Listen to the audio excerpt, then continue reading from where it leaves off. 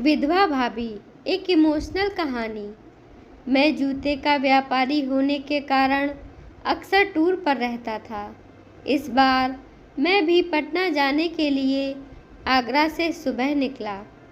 पटना के लिए ट्रेन आगरा से नहीं मिलती है।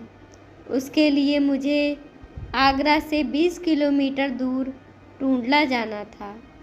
उधर से मेरी प्रातः ही ट्रेन थी। जाने से पहले मैंने पटना में अपने रिश्तेदारों को खबर कर दी थी कि मैं आ रहा हूँ।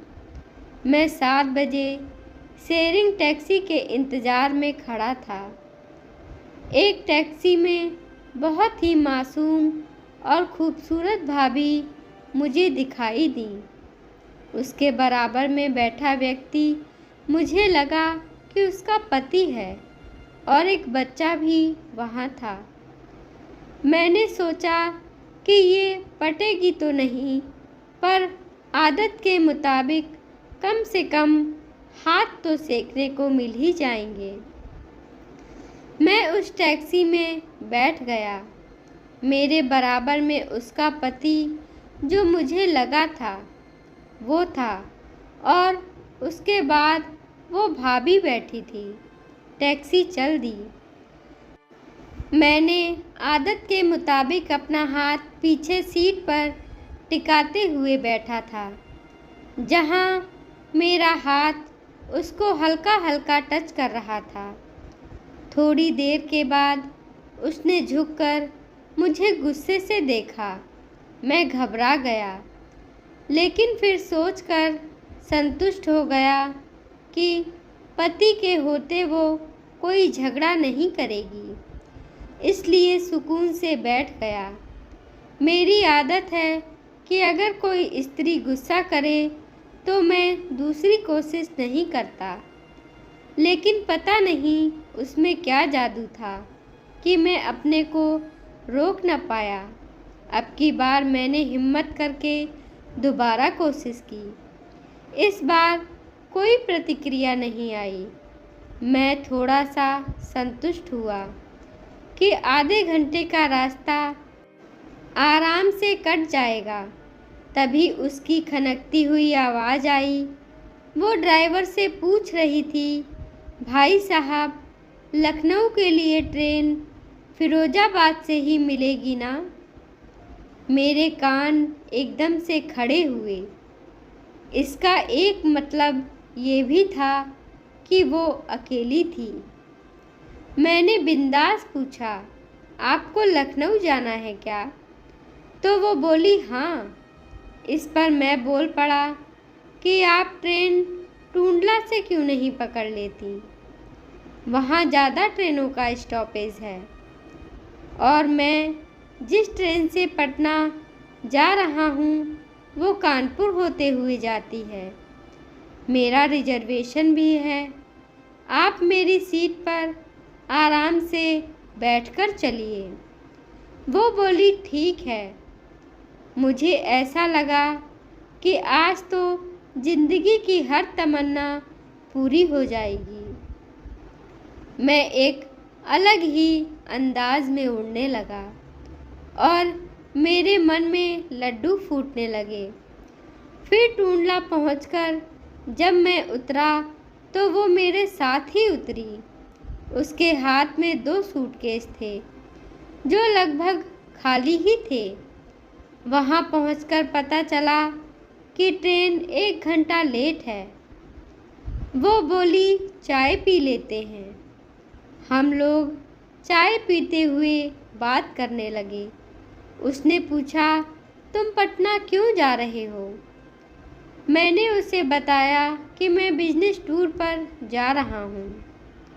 मेरे पूछने पर उसने बताया कि वो राजस्थान किसी काम से आई थी, वहीं से वापस आ रही है। फिर उससे बहुत सी बातें हुई। उसने बताया कि वो विधवा है। उसके पति का कई सालों पहले देहांत हो गया, इसलिए अब वो अपने परिवार को पालने के लिए खुद मेहनत करती थी।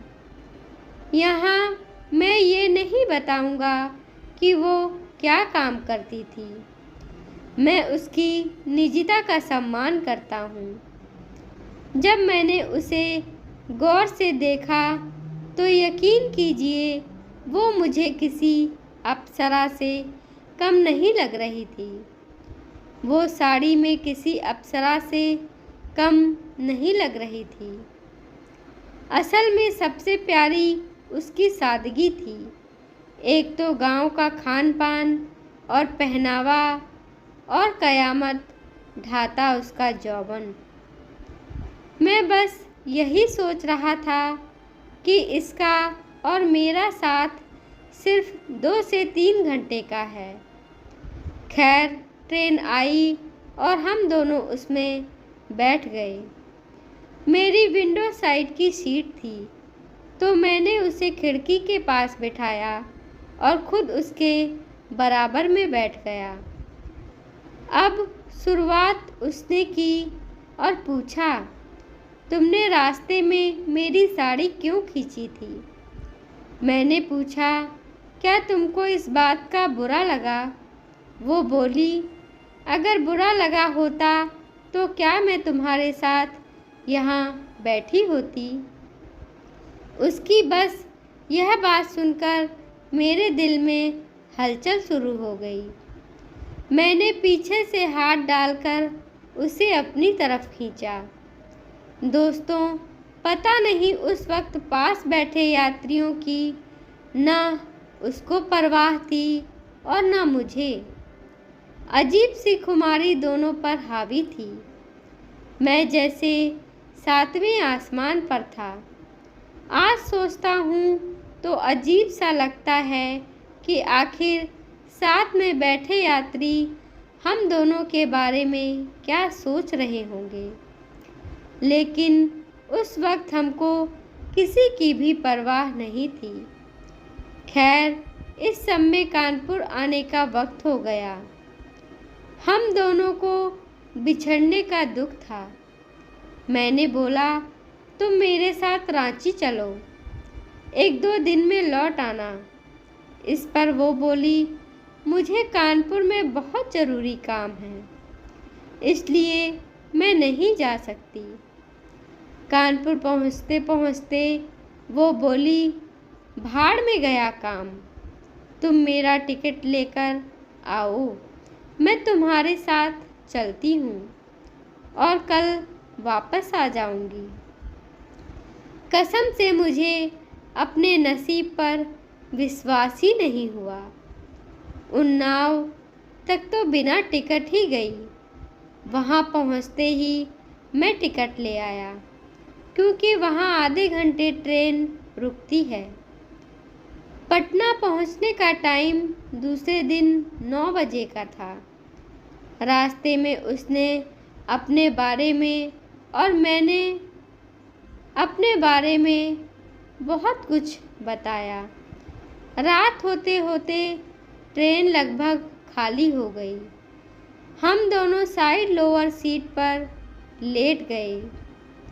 मैंने उसकी अच्छे से सेवा की। फिर इस सब के बाद हम दोनों सो गए।